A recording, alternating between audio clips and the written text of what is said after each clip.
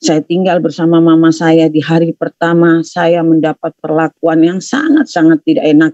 Dan akhirnya papa itu memukul saya, saya itu diambil kepalanya, dijedotin sampai gigi saya ini patah.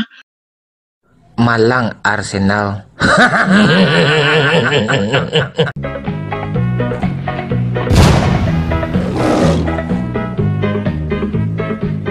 Assalamualaikum warahmatullahi wabarakatuh, sahabat semuanya. Jumpa lagi kita ya. Alhamdulillah. Alhamdulillahirabbil alamin. Segala puji bagi Allah, Tuhan semesta alam. Tiada Tuhan selain Allah. Allah lah satu-satunya Tuhan. Tuhan yang tiada duanya, duanya saja tidak ada, apalagi tiga. Lalu bagaimana jadinya kalau Tuhan itu dipaksakan tiga? Ya mulut umatnya jadi monyong kayak ekor simpai, sahabat. Simpai itu di Minang ya, bahasa Minang, tapi sejenis hewan, sahabat ya. Itu spesies beruk juga, monyet gitu. Nah, inilah salah satu orang yang akan kita bahas malam ini, sahabat. Saya katakan begitu mulutnya ya karena mulutnya itu suka berbohong. Dan kebohongan yang dilakukan oleh mulut simpai ini kentara sekali malam ini, sahabat. Ini wanita yang Anda lihat, ini pernah kesaksian juga dulu di Encop Papin Copi alias Yusuf Manubulu, sahabat. Ya, kalau di sini rambutnya masih panjang dan giginya juga masih panjang. Ya, masih panjang sini. Kalau di sini udah dipotong ya. Giginya udah dipotong, rambutnya juga dipotong, sahabat. Tapi bohongnya itu loh. Di sini namanya Novi Ahlisya Fitri Azza. Ya, ini ya, sahabat. Nih namanya Novi Ahlisya Fitri Azza, Muslimah Madura, berjumpa Tuhan Yesus saat di penjara. Di penjara ya. Kalau di sini namanya Novi Ava Amira dan judulnya alami penganiayaan masa kecil, diseret bahkan diikat di pohon. Ibu ini putuskan cari Tuhan yang benar. Ya. Oke, kita coba dengarkan dulu yang di sini, sahabat, yang di Encop Papin Copi ini. Apa kabar semuanya? Puji Tuhan kalau saat ini saya bisa bercerita dan menyaksikan kebaikan Tuhan dalam hidup saya. Itu semua karena kasih anugerah Tuhan yang begitu luar biasa dalam hidup saya. Saya ada sebagaimana saya ada tentunya karena kemurahan Tuhan dalam hidup saya. Saya terlahir dari keturunan orang Madura. Orang tua saya orang Madura, dan tentunya seperti yang kita tahu orang Madura semuanya Muslim. Latar belakang saya juga Muslim. Saya juga pernah menjadi guru ngaji di sisi gelap saya, di sisi terang saya.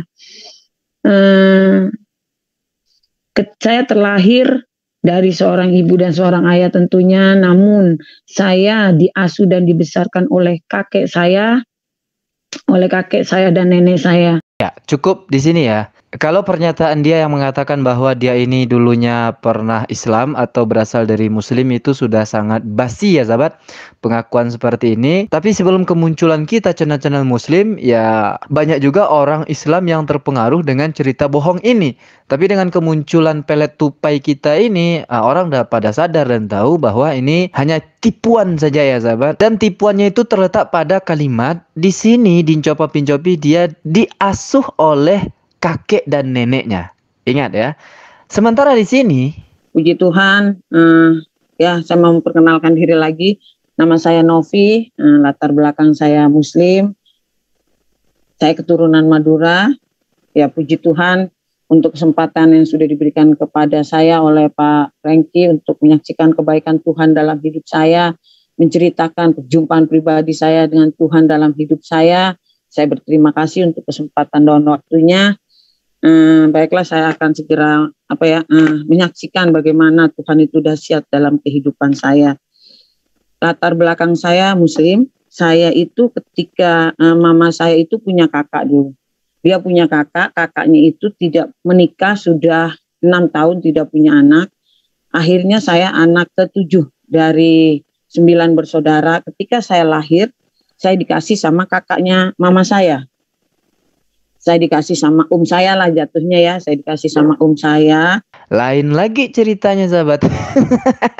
Pasti Oten katakan, ini beda orang, ongok. Coba Anda perhatikan, itu monyongnya sama itu. Dan ciri khas dari si Novi ini bicara adalah ada nya. Kayak suara mobil Fuso sedang mundur, sahabat.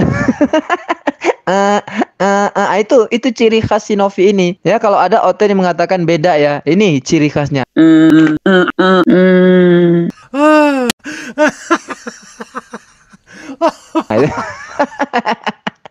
Tadi katanya dia diasuh oleh kakek neneknya. Di sini ternyata dia diasuh oleh pamannya. Ya, saudara dari orang tua kandungnya gitu. Lain lagi ceritanya, sahabat. Dan di sini tidak ada embel-embel dia itu pernah jadi guru ngaji di sisi gelapnya, di sisi terangnya. Gitu. Ya, tapi kesamaannya ada juga, sahabat. Ya. Apa kesamaan ceritanya? Bahwa dia adalah wanita rusak gitu ya. Bukan wanita muslimah, tapi wanita rusak, sahabat. Saya duduk sama orang-orang itu, terus tiba-tiba orang-orang itu bilang begini, mau ngerokok nih, kayaknya suntuk banget. Enak gak sih bang ngerokok? Saya bilang, enak, mau coba? Nih dikasih rokok sama abang itu, sama orang itu saya coba isap, saya batuk. Isap lagi nih, gak apa-apa, emang kalau baru-baru gitu, saya isap. Sampai akhirnya di kelas 6 SD lah, itu, saya mulai kenal yang namanya rokok. Sampai akhirnya, saya bilang sama abang itu, semakin malam itu saya bilang, bang, itu anak-anak yang di pojokan sana pada ngapain bang? Kok ngumpet? Oh itu lagi pada ngegele nih. Ngegele itu apa bang? Ngegele itu pakai ganja. Ganja itu apa bang? Ya rokok juga, tapi dia enak katanya, gitu-gitulah. Sampai akhirnya, saya bilang, kalau saya pakai boleh bang? Oh ganja mahal nih. Saya coba kumpulin uang. Setiap yang harian dikasih mama itu buat jajan itu saya kumpulin. Terus saya bilang sama abang itu, bang saya punya duit segini bisa nggak sih bang? Saya nyobain yang namanya ganja. Oh bisa nih kan? Saya kumpulin uang, dan akhirnya saya beli kalung putih gede gambar tengkorak. Saya jadi metal pada saat itu.